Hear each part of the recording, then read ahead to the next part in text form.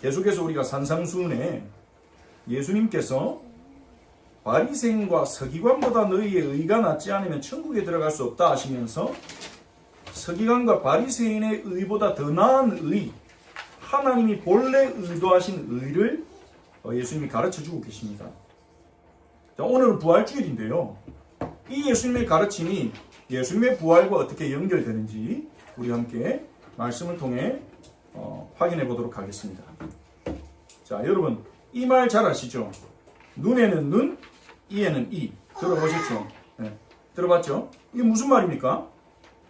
다른 사람의 눈을 다치게 한 사람은 그 사람도 눈을 다쳐야 돼. 다른 사람의 손을 다치겠다면 그 사람 손도 다쳐야 돼.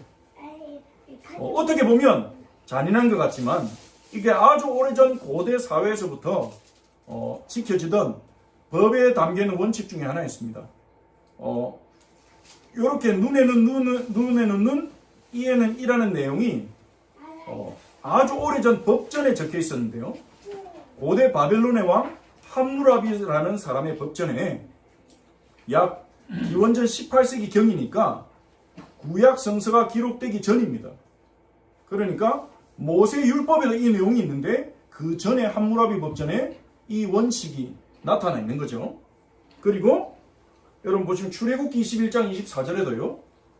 보니까 24절 25절 보니까 눈은 눈으로, 이는 이로, 손은 손으로, 발은 발로, 된 것은 된 것으로, 상하게 한 것은 상함으로, 때린 것은 때림으로 갚을지니라. 이렇게 말하고 있습니다. 자, 쉽게 말하면요. 다른 사람 때렸다? 그 사람도 똑같이 맞아야 된다는 거예요. 한 대 때렸다 한 대 맞고, 두 대 때렸다 두 대 맞고, 다른 사람 죽였다? 그 사람도 죽어야 된다는 거예요. 그게 함무라비 법전에 담겨 있고요. 모세 율법에도 담겨 있습니다. 요걸 보고 동해보복법이라고 합니다. 같을 동자에 이제 해를 입힌다 할 때 해자죠. 같은 해로 보복하는 법이라는 거예요. 자, 이것은 다른 사람의 해를 끼친 사람은 그 해를 끼친 만큼 자기도 벌을 받아야 된다는 원칙을 보여줍니다. 자, 이 원칙은 일견은 잔인해 보입니다. 다른 사람을 죽인 사람도 똑같이 죽여야 돼. 다른 사람 팔을 부러뜨렸다 그 사람 팔도 부러뜨려야 돼. 이건 어떻게 보면 좀 잔인해 보인다. 실수로 그럴 수도 있는데 꼭 그렇게 해야 되나? 현대를 살아가는 우리에게는 조금 너무 급진적으로 보이고 너무 강해 보일 수 있습니다. 그런데 이 원칙이 주어진 이유는요. 이 사람은 누구나 피해를 입으면 다른 사람부터 공격을 받으면 그 공격을 보복하고 싶은 마음이 있잖아요. 누가 나를 욕한다. 나도 욕하고 싶어지죠. 누가 나를 무시한다. 나도 그 사람 무시하고 싶어져요. 누가 나한테 피해를 입혔다. 그럼 그 피해를 갚아주고 싶어져요. 그것을 복수, 보복이라고 하죠. 우리는 피해를 입으면 복수하고 싶은 감정이 생깁니다. 누구나 그럴 거예요. 정도 차이가 있고 얼마만큼 실행하냐는 다르겠지만 보복하고 싶은 마음은 생기죠. 근데 현실을 보면요. 고대 그렇고 오늘도 그렇습니다. 힘이 세거나 권력을 가진 사람은 복수를 할 때 더 많이 보복합니다.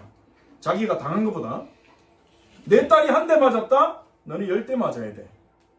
그렇게 자기가 가진 힘이나 권력을 이용해서 과잉 보복을 하는 거예요. 그리고 힘이 없는 사람 어떻습니까? 억울해도 보복을 못해요. 힘이 없으니까. 예를 들어서 왕의 아들이 내 아들을 때려서 팔다리가 부러졌다. 복수할 수 있습니까? 왕한테 가가지고 당신 아들이 내 아들을 다치게 했으니까 당신 아들도 똑같이 다쳐야 됩니다. 이럴 수 있습니까? 그럼 어떻게 될까요? 왕한테 혼나고 자칫하면 죽을 수도 있어요. 그러니 힘이 없는 사람은 억울해도 참아야 되는 거죠. 공평하지 않아요. 공평하지 않아요? 그러니까 이 하나님께서 사람의 양심에다가 이 동해보복법을 고안하도록 하신 것입니다. 이건 어렵지 않죠. 어떻게 보면 양심, 다른 사람의 잘못에 비해서 과한 벌을 받지 않도록, 그리고 지체가 높은 사람이나 권력 있는 사람도 동일하게 죄에 대해서 책임을 질 수 있도록 하는 게 동해보복법의 원칙이었어요. 그것은 하나님이 인간의 양심에 주신 원리이기 때문에 모세의 10계명에도 나타나는 겁니다. 함무라비가 먼저 썼다고 해서 모세가 함무라비를 따라한 건 아니고 성경이 함무라비를 따라한 건 아니고 그건 그렇게 생각은 너무 단순하고 어리석은 거고요. 하나님이 양심에 주신 원칙을 함무라비가 먼저 표현했고 하나님의 율법 안에도 그 정신이 같이 담겨 있는 거죠. 그 시대 사람들이 알아듣기 쉬운 원리니까요.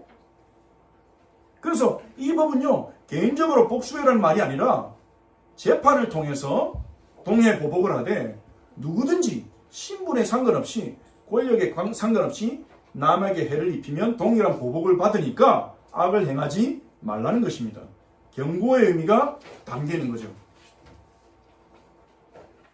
그런데 이 동해보복법을 사적인 복수로 생각하는 사람들도 있고요. 그리고 내 명예를 더럽혔으니까 너는 거기에 대해서 죽어야 돼. 이런 명예살인이라는 문화도 인류 역사에 많이 등장했습니다. 유럽 쪽의 문화로도 있었고요. 결투 문화로도 나타났고요. 그런데 여러분, 복수는 복수를 낳습니다. 복수는 복수를 낳아요. 제가 어릴 때 그 중국 영화들을 많이 봤는데 중국 무협 영화 중에 보면요. 주인공 아버지가 이제 굉장히 험악하게 생긴 악당이 와가지고 주인공 아버지를 때려 죽입니다. 그럼 주인공 어릴 때 그걸 봤어요. 그러면서 복수할까 이렇게 되는 거죠. 그래서 무술의 고수를 찾아갑니다. 열심히 무술을 배웁니다. 강해집니다. 그래서 자기 아버지를 죽인 악당을 찾아가서 복수합니다. 두드려 팹니다. 그러면 사람들이 보면서 저 나쁜 놈이네. 복수하니까 마음이 시원하네. 잘했어. 이렇게 생각을 하는 거죠. 근데 그 영화는 거기서 끝나요. 근데 그거를 좀 생각해 보면요. 그 두드려 맞은 악당의 아들은 또 어떻게 했습니까? 쟤가 우리 아버지를 때리고 죽여? 내가 커서 복수할 거야. 그럼 그 악당의 아들이 또 커가지고 1편 주인공한테 복수를 한단 말이에요. 그럼 또 1편 주인공이 죽고 그럼 또 그 아들이 우리 아빠를 때려 죽여? 가만히 있을 거야. 이러면서 복수한단 말이에요. 그럼 자기도 죽어. 복수는 복수를 낳아요. 그래서 실제로 여러분 알바니아라는 나라가 있습니다. 이 알바니아라는 나라가 있는데 거기는요 가눈이라는 이름으로 이런 복수하는 사적인 복수라는 문화가 있었어요. 지금은 많이 없어졌다고 하는데 국가에서도 법으로도 막고 실제로 일어난 일인데 어떤 일이 있었냐? 어떤 사람이 말다툼하다가 상대방을 밀어서 넘어뜨렸어요. 그런데 밀려서 넘어진 사람이 다쳤는데 그 사람 가족들이요. 우리 식구를 다치게 가만히 있을 수 없다. 이건 우리의 명예가 걸렸어. 그래서 복수를 한다고 칼을 들고 가서 민 사람의 가족을 해친 거예요. 그러니까 양 가문이 전쟁이 났어요. 그걸 말리다가 경찰 한 명이 그 싸우는 거 말리러 갔다가 총 맞아 죽었어요. 그러니까 경찰 아들까지도 우리 아버지 복수할 거예요. 이래서 세 가문이 피를 튀기다가 수많은 사람이 다치고 죽는 일이 일어났어요.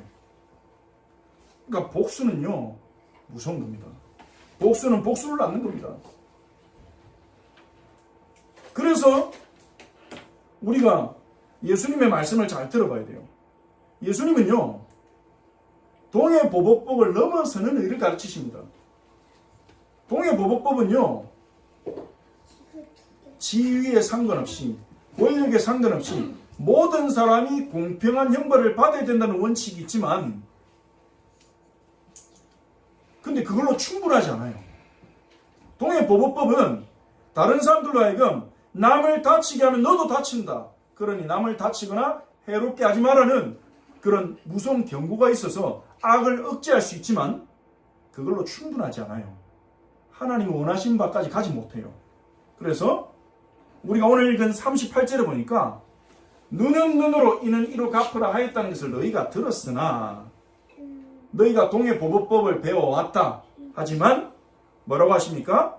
39절에 나는 너희에게 이르노니 예수님이 이 눈은 눈으로 이는 이로 갚으라고 하신 모세의 율법에 나타난 동해보복법에 담긴 하나님의 진짜 마음은 뭐냐? 하나님의 진짜 뜻은 뭐냐? 너희가 악한 자를 대적하지 않는 것이다.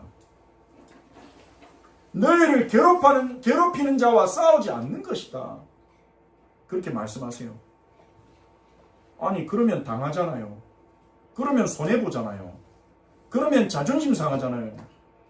어떻게 모욕을 당하고 악을 당했는데 나를 공격하는 사람을 대적하지 않을 수 있어요. 나는 안 그러고 싶은데 상대방이 먼저 욕했단 말이에요. 상대방이 나한테 먼저 손해를 입혔단 말이에요. 상대방이 나를 억울하게 했단 말이에요. 가만히 있으면 안 되잖아요. 그런 생각이 들지 모르겠습니다. 근데 예수님의 말씀을 우리가 잘 한번 들어보고 생각해 봅시다. 예수님은 4가지 예를 드십니다. 악한 자를 대적하지 말라고 하시면서 4가지 예를 드세요. 첫 번째 예가 뭐냐? 누구든지 네 오른뺨을 치거든 왼편도 돌려대라. 자, 누가 와서 여러분 오른뺨을 때려요. 찰싹 때려요. 근데 그럼 여러분 어떻게 되겠어요? 이게 뭐야? 처음에는 어안이 벙벙하겠죠? 그 다음에는 분노가 올라올 겁니다. 감히 내 뺨을 때려? 우리 부모님도 내 뺨을 안 때렸는데 내 뺨을 때려? 죽자! 이러면서 싸우겠죠. 싸움에서 그렇게 되겠죠. 그게 정상 아닙니까? 그게 정상 아닙니까? 근데 여러분 그게 되겠어요? 누가 와서 여러분 오른뺨을 착 때렸는데 여기도 때려주세요 이러면서 왼뺨을 댈 수 있겠습니까? 그거는 거의 어렵습니다. 불가능한 얘기 아니겠습니까? 근데 예수님이요, 네 오른뺨을 치고도 왼편도 돌려대래요. 왜 예수님이 이런 말을 하실까요? 우리를 두드려 맞고 다니라는 겁니까? 어디 가가지고 얻어 터지고 다니라는 겁니까? 자, 오른뺨을 쳤다 이 말은요, 오른뺨을 치려면 왼손으로 때려야 되는데 그게 아닙니다. 오른쪽 손등으로 때린다는 거예요. 오른쪽 손등으로 이렇게 오른쪽 뺨을 팍 때리는 거예요. 이거는 예수님 당시에 최고의 모독행위였어요. 최고의 모욕행위예요. 손등으로 오른뺨을 친다는 거는요. 이것은요, 모욕을 당했을 때를 말하는 겁니다. 폭력이 아니라 모욕당한 사건이에요. 우리가 세상 살다 보면 모욕당할 때가 많죠. 상대방이 의도가 없이 나를 모욕할 수도 있고 나를 미워하고 무시하고 조롱하면서 짓밟기 위해 모욕할 수도 있습니다. 그때 우리는요, 분노하고 기분이 막 나쁘죠. 자존심이 상하잖아요. 우리 자존심 지켜야 되잖아요. 자존심만은 건드리면 안 된다, 그런 말이 있잖아요. 그래서 아까도 잠깐 언급했지만 자존심 건드리면요, 상대방 죽였어요. 과거에 고대 근동이나 유럽이나 여러 지역에서 명예살인 문화가 있었어요.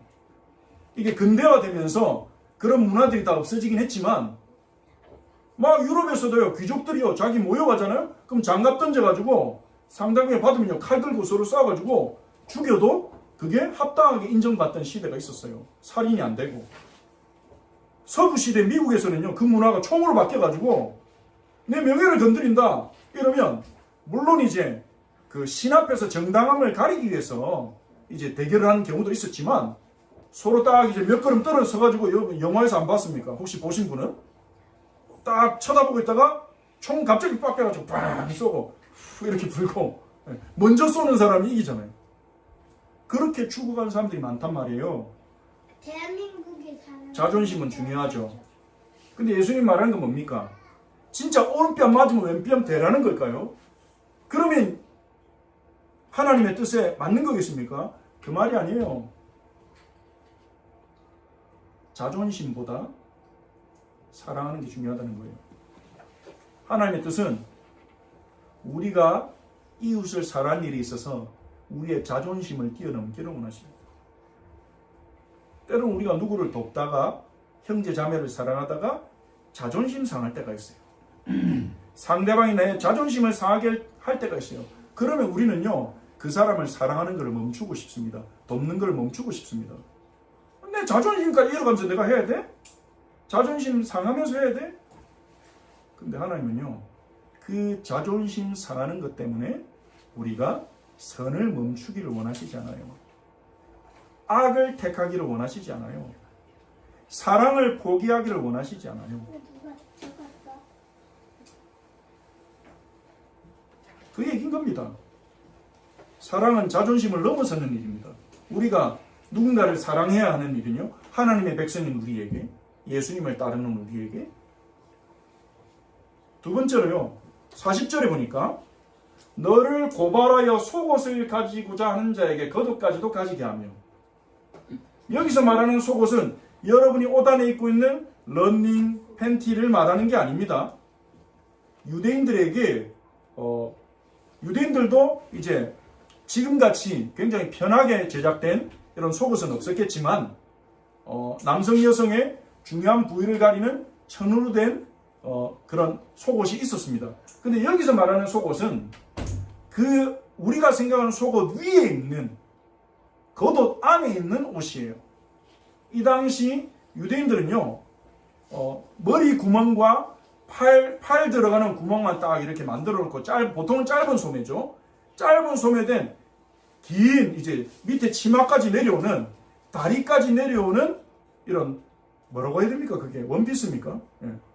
원피스 같은 옷을 입고 있었어요. 남자든 여자든. 그래서 그걸 안에 입고 그 위에 겉옷을 걸치고 이 유대인들의 겉옷은요. 이 당시에 광야는 굉장히 춥기 때문에 밖에서 잘 경우에 그 겉옷을 덮고 이불처럼 덮기도 했습니다. 그러니까 그 율법에도 보면요. 출애굽기 22장 26, 27절 보니까 네가 만일 이웃의 옷을 전당 잡거든. 이건 겉옷을 말하는 겁니다. 겉옷을 상대방이 돈을 안 빌려서 돈을 못 갚아서 겉옷을 전당 잡거든 해가 지기 전에는 돌려보내라. 겉옷을 다시 주라는 거예요. 그 다음날 다시 전당 잡을지라도 불편할지라도 그 사람 얼어 죽으면 안 되잖아요. 그러니까 겉옷만큼은 뺏어가면 안 된다. 그 사람의 생명과 생명 유지와 관계되어 있으니까 그것이 유일한 옷이라 그것이 그의 알몸을 가릴 것인지. 왜냐면 속옷은 이제 돈을 안 빌릴 경우에 뺏어갈 수 있었어요. 법적으로 받아갈 수 있었어요. 근데 겉옷도 뺏어가면 그 몸을 가릴 옷이 없으니 어떻게 되겠냐. 하나님의 율법에 담긴 자비의 정신이죠. 사랑의 정신이죠. 그렇기 때문에 상대방이 악의적으로 고발을 했든 내가 돈을 못 갚아서 고발을 당했든 상대방이 속옷은 가져가도 겉옷은 못 가져가는 게 상식입니다. 그게 어떤 이웃에 대한 최소한의 자비자 관용의 원칙이죠. 근데 이거는요 내가 고발해서 속옷과 겉옷을 받아가는 상황이 아니에요. 그러면 예수님이 속옷은 가져가도 겉옷은 받아가지 마라 이렇게 말씀하실 수 있는데 근데 그거는 율법에 이미 있는 거니까 굳이 예수님 말씀하실 수 없죠. 근데 이거는 반대 상황입니다. 내가 상대방한테 고발을 당해서 속옷을 뺏긴 거예요. 그런데 겉옷까지도 주는 거예요. 이게 도대체 무슨 말입니까? 아니 내 속옷을 뺏어가 에이 더럽다 겉옷도 가져가 이러면서 집어 던지란 말일까요? 그런 뜻이 아니겠죠. 사랑은요 하나님 나라의 사랑은 하나님의 사랑은 손해를 넘어서는 거예요. 손해봐도 내가 손해가 될지라도 손해가 된다고 안 하는 게 아닙니다. 하나님의 사랑은 하나님 나라의 정신은 손해가 된다고 재정적 손실을 본다고 멈추지 않습니다. 내 기준과 내 생각도 넘어서는 겁니다. 진짜 이렇게 하라는 율법의 계명이 아닙니다. 이거는요. 지금 예수님 말씀하시는 거는요. 이렇게 할 수 있는 사람 아무도 없어요. 어렵기 때문에 계명이 아니라는 게 아니라요. 지금 예수님은요. 모세 율법에서 눈에는 눈, 이에는 했으니까 유대인들의 사고방식은요. 그 정도로만 우리가 살아가면 돼. 나한테 잘못한 것, 내가 남한테 잘못했다. 그 정도만 보상해 주면 돼. 그리고 남을 돕는 것에 있어서도요. 나는 요 정도만 할 거야. 나한테 손해 안 되는 선에서.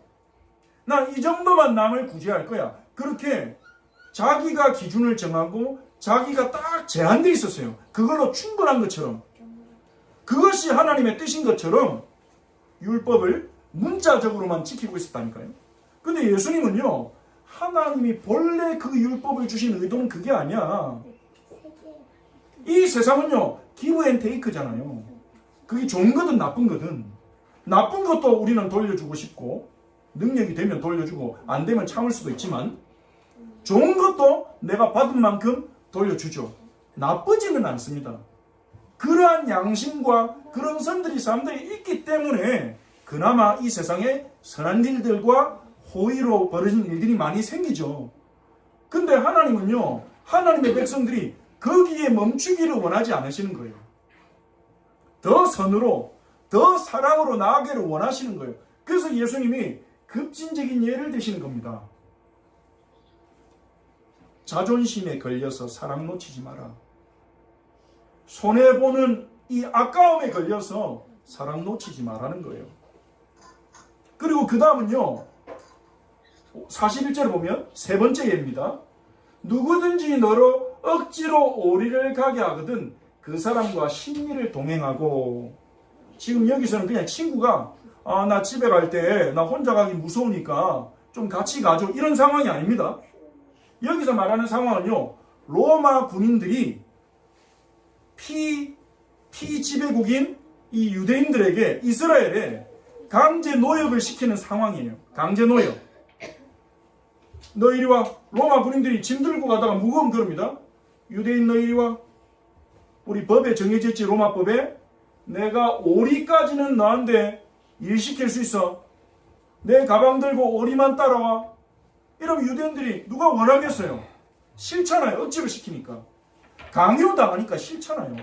근데 이를 악물고 참고 자존심 상하지만 그 로마 군인 가방을 들고 짐을 들고 오리를 걸어가야 돼요. 오리가 얼마 정도냐? 1마일보다 조금 못 미치는데 1000걸음 정도 됩니다. 1000보. 1000걸음 정도. 그러니까 여기서 더 과하면 이제 사람들의 반란이 일어날까봐 나름대로 법에 제한을 둔 거예요. 그래서 1000걸음까지는 들게 할 수 있다. 로마 군인들이 이런 걸 잘 활용했겠죠. 유대인들 너 이리 와. 우리가 너네 지켜주고 있지. 이리 와, 이리 와. 이 가방 들고 따라와. 이러면 유대인들이 다른 약속이 있어도 뭐 할 일이 있어도 끌려가고 동원되는 거, 이거 정말 싫어하는 법이었을 거예요, 유대인들이. 근데 예수님이 이걸 예로 듭니다. 정말 싫어하는 이 법을 예로 듭니다. 누가 너요 억지로 오리를 1000걸음을 걸어가게 하냐? 심리를 걸어가라. 오리를 더 걸어가줘라. 2000걸음 걸어가줘라. 아니 이게 무슨 말입니까, 유대인들이요. 이 본뜻을 알아듣지 못했던 예수님이 지금 뭔 소리 하는 거야, 지금. 로마에게 충성하라는 거야? 이렇게 잘못 알아들었을 수도 있을 것입니다. 여기 담긴 말은 뭐겠습니까? 사랑은요, 감정도 넘어서는 거예요.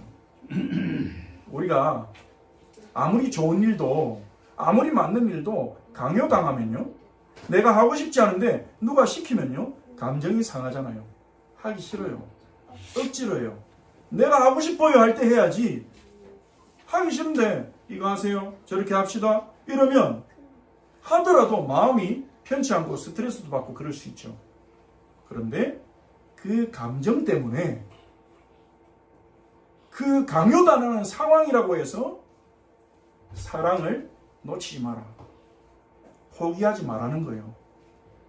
예수님은요, 무슨 말씀하신 것 같습니까? 어떤 경우에도 사랑은 멈춰서는 안 된다.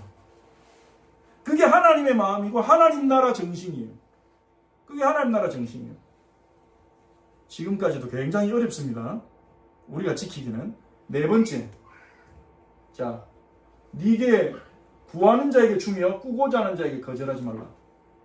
물론 이거는 계속하라는 말은 아닙니다. 아우리스트 동사를 써서 단회적인 행동을 말합니다. 한 번만 하면 된다는 그런 문장인데, 뭔가 우리한테 구하는 사람이 있으면 주고 빌려달라고 하는 사람이 있으면 거절하지 말래요. 이걸 문자적으로 순종하면 어떻게 되겠습니까? 돈 빌려달라면 다 빌려주고, 달라고 하면 다 줘버리고. 그러면 어떤 신학자가 이렇게 말했어요. 그러면 교회는 일하지 않는 성자들의 천국이 될 것이고 게으른 자와 도둑질하는 자들이 가득할 것이다. 그러니까 이거는 예수님이요, 돈 빌려다는 사람 다 빌려주라 그 말이 아닙니다. 실제로 교회 안에서 돈 빌리고 안 갚아가지고 성도들 간에 감정에 골이 생기고 상처받는 일들이 참 많죠. 사단이 틈타고. 여기서 말씀하신 건 뭐냐? 내 편이나 내가 좀 더 지금보다 편리한 것을 포기하고 다른 사람에게 필요를 돕는 것이 사랑이라는 거예요. 나의 불편을 넘어서는 게 사랑이에요. 내가 밥 굶으면서 내 자식들 굶겨가면서 다른 사람 도와주란 말이 아닙니다. 어떤 분은 그렇게 실천한 분이 있어요. 뭐 아름다운 일인데 자기 자식들은 굶기고 다른 사람 도와주는 사람도 있는데 자기 가족들은 굶기고. 근데 그게 하나님의 뜻이 아니라고 봅니다. 저는. 그러면 내 자녀와 내 가정이 어려움을 당하는 거잖아요. 그렇게 하라는 말이 아닙니다. 내 가정의 필요는 채워졌는데 근데 뭔가 나의 생활에 좀 더 편안하고 좀 더 편리한 것에 투자할 여력이 있는데 타인의 필요를 본다면 내 불편을 감내하는 게 사랑이다. 그것 때문에 사랑을 멈추지 말라는 거예요. 자, 4가지 예를 드셨는데 다시 한번 말씀드립니다. 이거는 지키라고 주신 규칙이 아닙니다. 윤리가 아니에요. 율법이 아니에요. 예수님이 이 하나님의 율법 속에 담긴 사랑의 정신을 설명하시는 거예요. 하나님 우리가 원하시는 사랑의 삶, 우리가 하나님 나라에서 장차 완성될 하나님 나라에서 누리게 될 삶은 참된 사랑의 삶입니다. 자존심을 넘어서고 내 손해를 넘어서고 감정도 넘어서고 내 불편도 넘어서는, 불편도 감내하는 사랑입니다. 한마디로 말하면 멈추지 않는 사랑이에요. 하나님이 인류에게 이 세상에 의도하신 게 그겁니다. 그런데 죄로 인해서 하나님과의 관계가 깨어지고 이웃과의 관계가 깨졌고 우리는 우리 자신의 나의 자존심, 나의 유익, 내 감정 그리고 내 안락이 너무나 소중해졌어요. 그게 중요하지 않다는 게 아닙니다. 그것 때문에 우리는 사랑을 실행하다가 사랑을 멈추고 선을 실행하다가 선을 멈추고 심지어 선이 악의로 바뀌기도 합니다.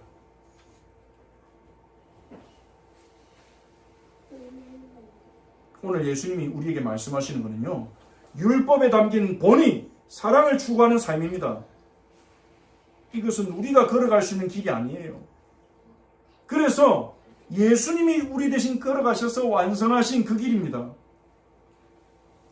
우리가 그 예수님을 믿을 때 예수 그리스도 우리 안에서 역사하실 때 그 나라의 생명이 우리 안에 흘러나올 때 우리도 걸어갈 수 있는 우리가 바라보고 지향해야 될 그 길입니다. 이 세상엔 참된 사랑이 없거든요. 제한된 사랑만 있을 뿐이에요. 한계 있는 사랑만 있을 뿐이에요. 사랑하다가 자존심 때문에 깨지는 사랑, 사랑하다가 내가 손해보고 계속 손해보니까 깨지는 사랑, 사랑하다가 내 감정이 상하니까 깨지는 사랑, 사랑하다가 내가 불편하고 내가 힘드니까 놔버리는 사랑. 이 세상에는 그런 사랑이 대부분이에요. 그래서 하나님이 우리에게 주신 사랑, 그 사랑으로 우리를 하나님 나라로 초대하시려고, 하나님 나라를 맛보게 하시려고 그 사랑을 우리에게 부어주신 것입니다. 예수님이 걸어가신 그 길입니다. 예수님의 부활은요, 이와 어떠한 상관이 있습니까? 예수님의 부활은 이 사랑이 승리한다는 걸 입증했어요. 오늘 말씀의 제목이 사랑의 승리입니다. 사랑의 승리 뭘 말합니까? 이 사랑하는 것은 불가능해 보이고 어리석어 보입니다. 내가 자존심을 구겨가면서 자존심 뛰어넘어가면서 사랑하면 다른 사람도 우리를 보고 비웃을지 모릅니다. 자존심도 없나? 그러면서 우리가 손해를 봐가면서 누군가를 사랑한다면 다른 사람들은 어리석다고 욕할지도 모릅니다. 저렇게 늘 손해를 보나 상대방이 이용하는데 우리가 내 감정을 뛰어넘어서 강요를 당하면서도 불리한 취급을 받으면서도 우리가 그 사람을 사랑하고 그 사람을 위해 기도한다면 바보라고 얘기할지도 몰라요. 하지만 예수님은 부활을 통해 보여주셨어요. 그 사랑이 이긴다. 그 사랑이 승리한다. 그래서 예수님의 부활은요, 사랑의 승리를 입증하는 것입니다. 예수님은 악한 자들로부터 수많은 공격을 받았습니다. 마태복음 26장 57절 68절 보면요, 대제사장과 무리들은요, 예수님을 법정에 불러놓고 온갖 거짓말로 예수님을 고소하고요, 예수님이 성전 파괴 계획을 말했다, 성전 테러범이다, 이런 식으로 고소하고요, 온갖 거짓말을 만들어가지고 예수님 죽일 이유를 만들어냈는데 자기들끼리도 의견이 상충해요. 그러니까 대제사장이 듣고 있다가 쟤들 뭐라니, 밑에 것들 제대로 교육도 안 시켰나, 이러면서 예수님한테 직접 물어봅니다. 니를 고소하는 말을 듣는데 지금 어떠냐? 예수님 아무 말도 안 하거든요. 예수님은 변호하지 않으셨어요. 침묵하셨어요. 거짓 고소 앞에서. 예수님의 자존심을 깎아내리고 모욕하는데 침묵하셨어요. 오른뺨 때리는 자들에게 왼뺨을 대시듯이 침묵하셨어요. 그리고 요한복음 19장 1절에 16절 보니까 로마 총독 본디오 빌라도는요, 자기 나름의 방식대로 예수님을 풀어주기 위해서 애를 썼지만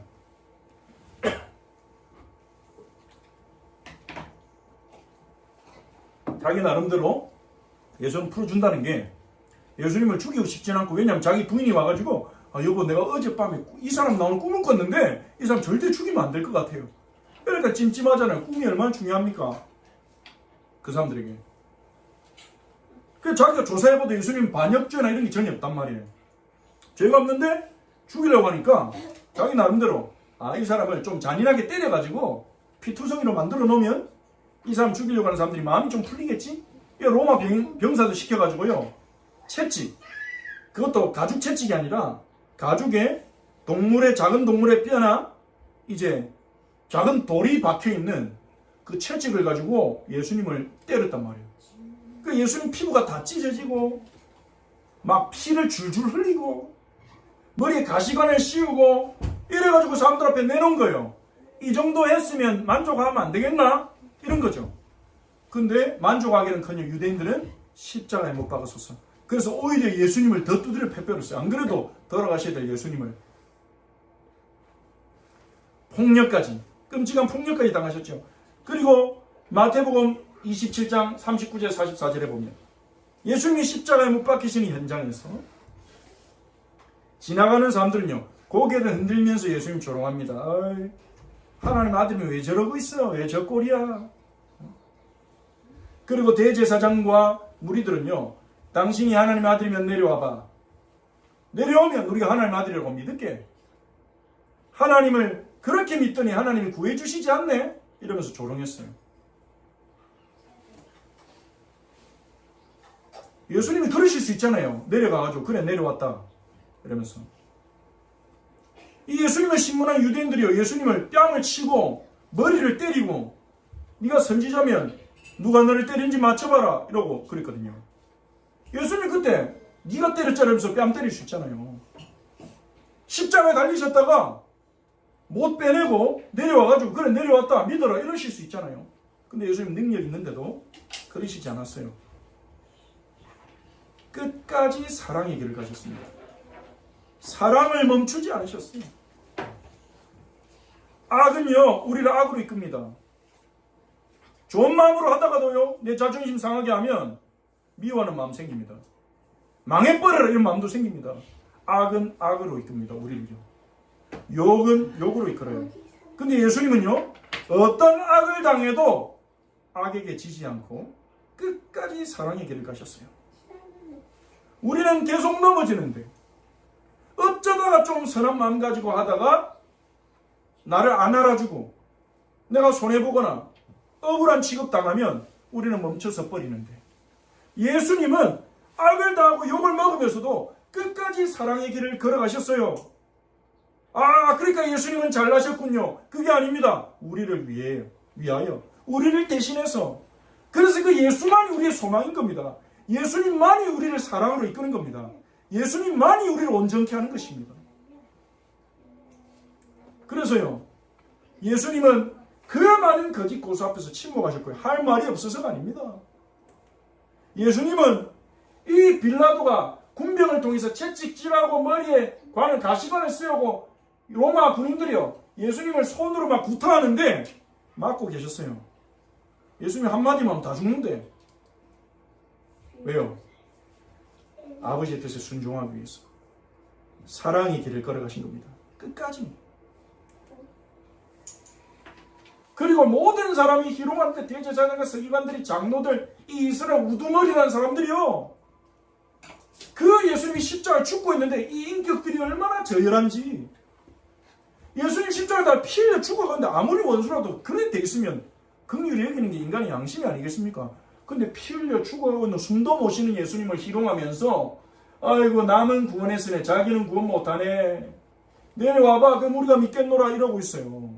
얼마나 악하고 무심하며 무자비하며 폭력에 잡힌 자들입니까? 저 같으면 열받아가지고 바로 내려와가지고 뺨 다 때릴 건데 내가 왜 지금 여기 이런 줄 알아야 될 텐데 예수님은요 십자가 못 박혀서 끝까지 죽을 때까지 자기 능력을 쓰지 않고 권세를 쓰지 않고 돌아가신 것입니다. 근데 지진다는 거. 예수님은 십자가의 죽음을 거절하지 않았습니다. 예수님은 악한 자의 공격에 말려들지 않았습니다. 사단은요 이런 자들을 이용해서 예수님이 악에 물들기를 바랬을 겁니다. 우리가 그러듯이 예수님이 악에 맞춰가지고 에이 더러워서 안 해. 이것들은 구원할 가치가 없어. 이러면 우린 구원 못 받거든요. 우린 전부 우리 제대로 지옥 가야 돼요. 사단이 총공격을 한 겁니다. 예수님한테. 폭력, 모욕. 근데 예수님은요 말려들지 않으셨어요. 지지 않으셨어요. 악에게. 선으로 악을 이기셨어요. 끝까지 사랑하셨어요. 예수님은 죽음을 이기고 승리하셨습니다. 디모데후서 1장 10절 같이 읽어봅시다. 이제는 우리 구주 그리스도 예수의 나타나심으로 말미암아 나타났으니 그는 사망을 패하시고 복음으로써 생명과 썩지 아니할 것을 드러내신지라. 아멘. 사망을 패하시고 그 끝까지 사랑하신 그 삶을 통해 죽음을 통해 사망을 패하시고 우리가 죽음을 이길 수 있는 길을 열어주신 거예요. 사랑이 승리했습니다. 여러분.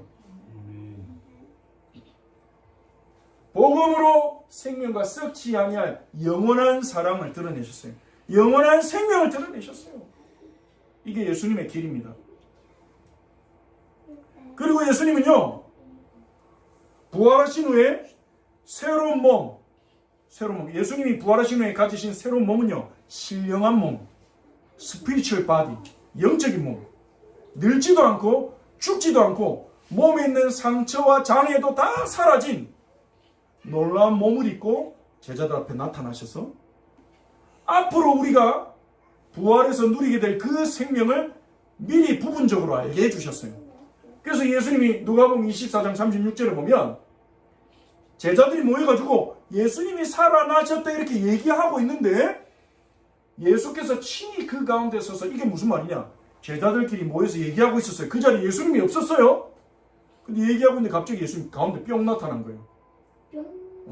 없었는데 여기에 문도 잠겨 있는데 예수님이 제자들 몸상에 뿅 나타난 거예요. 뿅 나타나면 뭐랍니까? 너에게 평강이 있을지어다. 샬롬 이러는 거예요. 제자들이 얼마나 놀랬겠어요. 깜짝. 아이고. 처음에 유령인 줄 알고 이게 유령인가? 우리 헛것을 보나? 이렇게 제자들이 착각했다고 그렇게 말이 나요. 근데 예수님이 부활하신 예수님이요 지금 우리의 몸과는 좀 다른 초월적인 몸을 가지신 거예요. 지금 우리의 몸은 이 땅을 걸어다니기만 할 수 있잖아요. 뛰어다니고. 그런데 부활 시에 있게 되는 몸은 지금의 몸보다 더 강하고 건강하고 뛰어난 몸을 갖게 될 겁니다. 하나님이 선물로 주실 거예요. 자, 이거는 제 얘기가 아닙니다. 공상이 아닙니다. 고린도전서 15장 41절 44절에 사도 바울이 믿고 믿음으로 선언하고 있는 거예요. 예수님의 약속을 받아서 예수님의 부활을 통해서 증명하셨기 때문에 보여주셨기 때문에 자 같이 읽어봅시다. 시작. 죽은 자의 부활도 그와 같으니 썩을 것으로 심고 썩지 아니할 것으로 다시 살아나며 욕된 것으로 심고 영광스러운 것으로 다시 살아나며 약한 것으로 심고 강한 것으로 다시 살아나며 육의 몸으로 심고 신령한 몸으로 다시 살아나느니 육의 몸이 있은즉 즉 또 영의 몸도 있느니라. 아멘. 이게 무슨 말이냐? 예수님의 부활처럼 우리도 나중에 부활하게 될 때 지금 우리 몸은 썩을 몸입니다. 나이 들고 노화되고 죽으면 죽고 나서 흙으로 돌아가잖아요. 썩을 몸입니다. 다시 살아날 때는 썩지 아니할 몸으로 살아납니다. 다시 살아난 지금 우리의 몸은 욕된 몸입니다. 약하고 부족한 게 많습니다. 영광스러운 몸으로 살아납니다. 지금 우리의 몸은 약합니다. 병에도 쉽게 걸리고 금방 피로해지고 이 몸을 100년 쓰기도 어렵습니다.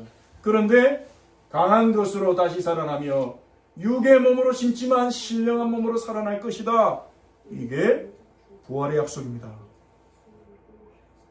예수님을 따라가는 자, 예수님을 믿고 예수님이 걸어가신 그 사랑의 길에 동참하는 자는 이 영광, 사랑의 승리에 참여하게 된다는 거예요. 그러니 예수님의 희생은 어리석은 게 아니죠. 예수님이 손해를 보고도 하나님의 아들인데 얼마나 손해봤습니까? 자기가 구원하러 온 자들에게 욕을 당하고 피해를 당하고, 근데 예수님은 손해로 끝나지 않았어요. 엄청난 영광의 보상을 받으셨고 우리에게도 주시는 것입니다. 그리고 부활하신 예수님은요, 히브리서 10장 12절 13절에 죄를 위하여 영원한 제사를 드리시고, 한 영원한 제사를 드리시고, 십자가의 제사, 우리의 죄를 영원히 해결하는 영원한 제사를 드리시고 하나님의 우편에 앉으사 보좌 우편에 앉아 계세요. 왕이 되셨어요. 우리에게도 주시는 약속입니다. 여러분이 예수를 믿고 예수님을 따라 넘어질지라도 다시 예수님 붙잡고 일어나서 사랑의 길을 걸어간다면 우리는 하나님의 우편에 앉은 예수님처럼 보좌에 참여해서 이 세상을 다스리는 복된 위치를 누리게 될 것입니다. 예수님은 보좌에서 자기 원수들을 자기 발등상이 되게 하실 때까지 기다리시나니, 발등상은요, 발받침입니다. 이렇게 전쟁에 이기면요, 적 장수를 엎드리게 하고 머리에다가 발을 올려놓습니다. 고대에요. 발등상이 된다. 발등상은 승리자 정복입니다. 예수님은 모든 세상을 심판하실 그날 다시 오실 것입니다. 세계복음화 되고 나서 모든 족속의 복음이 증거되고 나서 발등상으로 삼아 심판하실 것입니다. 그때까지 보좌에서 우리와 함께 하시며 성령으로 우리와 함께 하시며 우리를 통치하신 거죠. 그렇습니다. 예수님의 부활은 사랑이 이긴다는 것을 증명했어요. 그러면 예수님의 부활을 통해서 입증된 이 사랑의 승리를 믿는 우리는 어떻게 살아가야 될까요? 이 사랑의 승리는 우리를 어떠한 삶으로 인도할까요? 첫 번째, 우리는 예수님이 입증하신 사랑의 승리를 기억하고 믿어야 됩니다. 사랑이 이긴다고 믿으세요. 사랑이 이긴다고 믿으세요. 어떤 상황일지라도 사랑을 선택하는 힘과 지혜를 여러분에게 주실 것입니다. 우리는 완벽하지 않지만, 많이 속고 많이 흔들리지만 그 속에서 주님 우리와 함께 하시며 우리를 가르치시고 세워나가고 계십니다. 왜냐하면 이 하나님 나라의 사랑을 경험한 우리만이 세상에 맛보여 줄 수 있어요. 흘려보내줄 수 있어요. 그래서 성경은 말하지 않습니까? 우리가 예수님의 몸이라고. 머리이신 예수님의 생각을 실행하는 게 우리예요. 예수님이 나를 따라오라고 그랬죠. 따라오란 말은 뭡니까? 예수님의 방식대로 살아가는 거예요. 그래서 우리는 사랑이 승리한다는 사실을 기억하고 믿으며, 그 다음 두 번째로 예수님을 바라보면서 예수님의 방식을 배워야 됩니다. 예수님의 방식을 배워야 돼요. 자, 여러분, 이 말씀 우리가 잘 알잖아요. 수고하고 무거운 짐진 자들아 다 내게로 오라, 내가 너희를 쉬게 하리라. 여기까지 잘 알죠. 수고하고 무거운 짐진자들은 예수님께 가면 예수님이 짐을 다 맡아주셔. 그냥 여러분 마음의 짐을 예수님께 맡기세요. 그럼 예수님이 여러분에게 평안을 줄 겁니다. 쉼을 줄 겁니다. 여기까지 우리가 많이 말도 하고 많이 듣습니다. 근데 그 뒤에 거는 잘 빼먹는 경우가 많아요. 예수님이 뭐라고 하십니까? 너희 무거운 짐을 다 내게 맡겨라. 자녀에 대한 염려, 미래에 대한 염려, 가정에 대한 염려, 배우자에 대한 염려, 부모님 염려, 그런 염려들을 기도로 나에게 가져와. 너희가 나를 믿으면 안식을 얻을 수 있을 거야. 그렇게 말씀하신 게 맞아요. 근데 그 뒤에 뭐라고 하십니까? 나는 마음이 온유하고 겸손하니 나의 멍에를 메고 내게 배우라. 그리하면 너희 마음이 쉼을 얻으니. 우리가 마음의 쉼을 얻는 길은 뭡니까?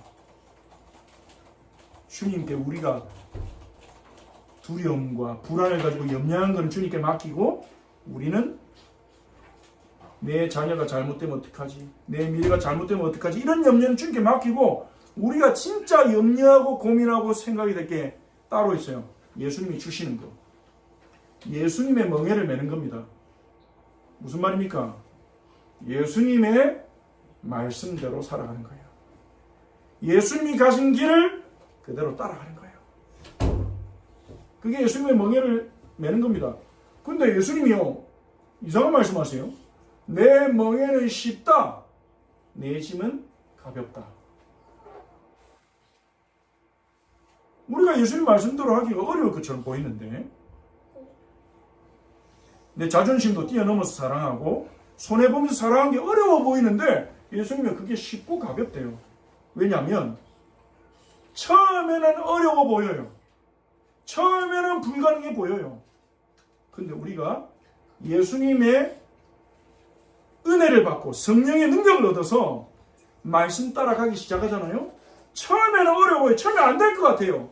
내 성격으로는, 내 인격으로는 안 돼. 불가능해 싶어요. 근데 예수님을 믿고 예수님을 신뢰하면서 그 말씀의 길을 따라가다 보면 인생이 점점 가벼워지고 쉬워진다는 거예요. 왜냐? 예수님의 멍에를 지고 예수님 말씀을 따라가면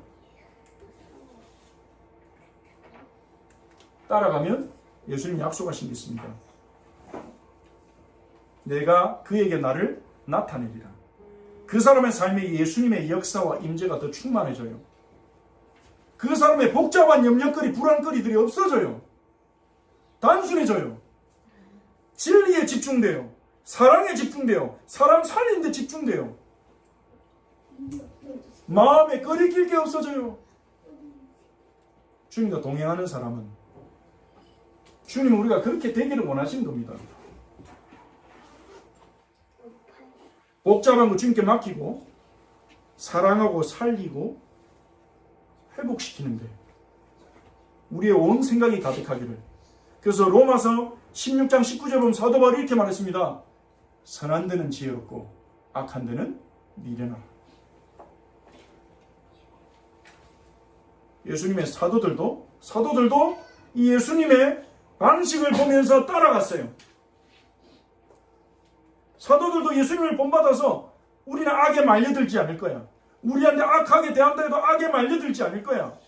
사랑을 중단하지 않을 거야. 주님의 뜻을 따르는 데를 멈추지 않을 거야. 그렇게 결단하면서 싸우면서 나아갔습니다. 이게 선한 싸움이죠. 영적인 싸움이고요.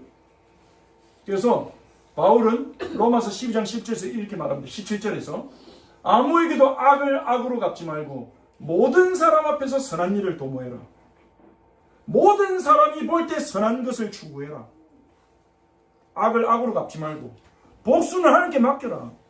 하나님의 진노하심에 맡겨라. 하나님이 공의롭게 너를 위해 복수하실 것이다. 네게 모욕한 자, 너에게 손을 끼친 자는 하나님이 알아서 하실 것이다. 그분께 맡기고 너는 악에 빠져들지 마라.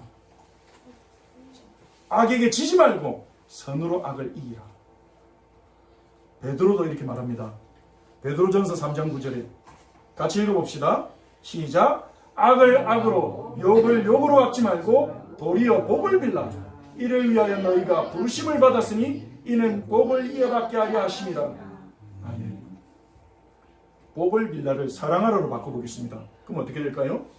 악을 악으로 욕을 욕으로 갚지 말고 도리어 사랑하라. 이를 위하여 너희가 부르심을 받았으니 이는 사랑을 이어가게 하려 하심이라. 말이 되죠? 반대로 말. 같은 암입니다.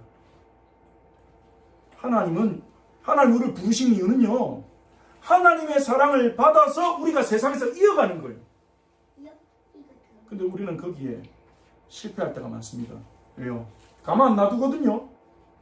사단이 우리를 가만 안 놔둬요. 사람들이 우리를 가만 안 둬요. 세상이 우리를 가만 안 둬요. 내 안에 있는 욕심이 나를 가만 안 둬요. 계속해서 우리에게 악한 게 오고 우리 안에서도 악이 일어납니다. 그러니까 우리는 악에 빠져버려요. 나 때렸으니까 나도 때릴 거야. 나 욕했으니까 나도 욕할 거야. 내 거 빌려서 안 갚으니까 나도 네 거 가져가서 안 줄 거야. 악을 악으로 욕을 욕으로 갚는다고 사랑과 복을 잃어버리는 거예요. 근데 사도들은요, 우리는 그 길을 걸어가지 않을 것이다. 그렇게 고백한 거죠.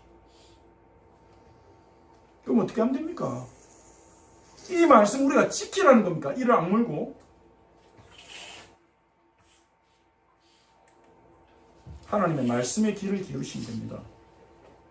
여러분에게 악의 공격을 당할 때, 억울한 일이 있을 때, 자존심 상할 때, 손해봐서 너무 속이 쓰릴 때, 내가 하는 일이 열매 맺지 못한 것 같아서, 아무 효용이 없는 것 같아서 기분이 우울하고 내가 했던 일이 헛된 일이었나 싶을 때, 내 감정이 상할 때, 내 불편을 포기하면서도 이렇게 해야 되나? 내가 불편한데? 그런 생각이 들 때 예수님의 말씀을 받으세요. 말씀 달라고 몸부림치세요.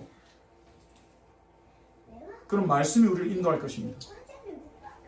말씀 묵상을 통해서 주님의 음성을 듣는데 우리가 몸부림친다면 말씀으로 우리를 인도하실 것이고, 그 말씀을 따라갈 때 우리는 주님을 사랑하는 순간이 되고 아버지께 사랑받고 예수님도 우리에게 나타나실 것입니다. 엘리자베스 엘리엇이라는 여성이 있습니다. 남편은 짐 엘리엇이라는 선교사였습니다. 대학 다닐 때 선교사로 살기로 헌신하고 친구들과 함께 기도하면서 우리는 미전도 종족의 복음을 전하자. 그래서 아우카라는 부족이 있는데 복수를 인사는요, 자기 부족 사람 한 명을 건드리면 창 들고 가서 다 죽여버려요. 상대방 부족을. 여자와 아이만 살려두고 남자는 다 죽여요. 아우카라는 부족이 있어요. 그 부족의 복음 전하자. 기도하면서 그 아우카 부족 말도 배우고 비행기 타고 가면서 물자도 떨어뜨려서 호감도 사고 이랬는데, 비행기 타고 처음으로 접촉하는 날 그 아우카 부족이요, 그 선교사님 짐 엘리엇 선교사와 친구 선교사 4명 5 남자를요 창으로 찔러 죽였어요. 그러니까 이 짐 엘리엇 선교사님이 그때 나이가 20대였어요. 결혼한 지 몇 년 안 됐고요. 아직 20개월밖에 안 된 딸 하나 남기고 죽은 거예요. 뉴스에서 난리가 나서 이 얼마나 손해냐, 이게. 젊은이들이 선교한답시고 까불다가 나가가지고 얼마나 손해냐, 이게. 인재들이 낭비다, 이런 식으로 하면 안 된다, 이런 식으로 비난했어요. 근데 그 짐 엘리엇 선교사님 아내였던 엘리자베스 엘리엇, 이분도 선교사님 딸이었는데요, 이 엘리자베스 그 손해라고 말하는 기자에게, 손해가 아닙니다, 이거는 내 남편은 꿈을 이루고 간 겁니다. 그리고 말씀을 붙잡고 기도했어요. 힘들었겠죠. 얼마나 안 힘들겠습니까? 계속해서 하나님 왜 남편이 하나님 통해서 좀 선교 열매 몇 개 안 하시고 이렇게 불러가셨습니까? 이런 생각 안 들었겠습니까? 근데 그 고통 가운데 그냥 아우카 부족 미워하고 끝날 수 있잖아요. 근데 엘리엇은 말씀 달라고 기도했는데 하나님 말씀 붙잡고 기도하면서 하나님이 놀라운 생각을 주셨어요. 내 남편의 죽음 이대로 끝나면 안 된다. 내가 들어간다. 그래서 간호학교 들어가가지고 간호사로 배웠어요. 그리고 어린 딸을 데리고 아우카 부족 안에 들어가서 살았어요. 병자들 고쳐주고 약 발라주고 틈날 때마다 복음 전하고, 여자는 안 건드리거든요, 아우카 부족이. 그럼 어느 날 아우카 부족이요, 몇 년 지나가지고 예수 믿는 사람도 나오고 당신은 왜 이 어린애를 데려가지고 고생하면서 우리 부족과 같이 사냐? 이유가 뭐냐 그랬더니 그때 얘기한 거예요. 몇 년 전에 내 남편이 당신들한테 창에 찔려 죽었다. 근데 왜 저항하지 않은 줄 아냐? 하나님도, 하나님의 아들도 자기를 죽이는 자들에게 저항하지 않았다. 왜냐하면 그들에게 사랑을 가르치기 위해서였다.